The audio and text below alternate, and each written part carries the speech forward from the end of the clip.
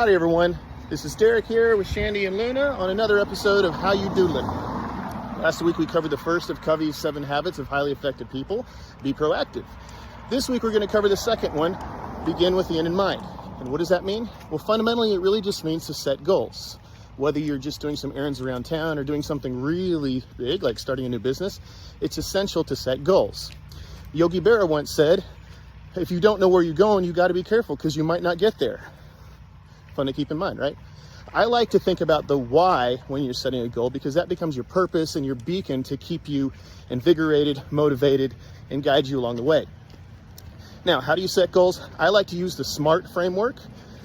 Ironically, I didn't learn about this until 10 years into my career, and I feel like it's important. It's something you probably should learn, in school, at least college. So SMART is an acronym for specific.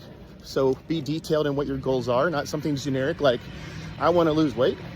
You want to make it measurable. So again, like I want to lose 10 or 20 pounds. That would be more specific and measurable. You want to make it achievable. So we want to make it a little bit of a stretch, but certainly not impossible.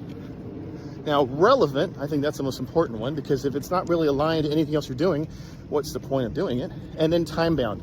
You want to give yourself some urgency, but you want to make sure that it's, again, realistic and something that you can measure against. Now, Tony Robbins likes to say, don't change the goal, change the approach. And I think that's pretty good advice. But sometimes, the world's changing a lot and you might need to change your goal. So again, go back to that why and the purpose and just make sure that it's still relevant. I like to set goals in 90-day blocks because you can build some urgency, but it's short enough to adapt as the world changes. And if you need any more motivation, here's your dad joke. Back in January, I set a goal to lose 20 pounds for the year. The good news is I've only got 30 pounds to go. Thanks for watching, y'all. Have an awesome weekend.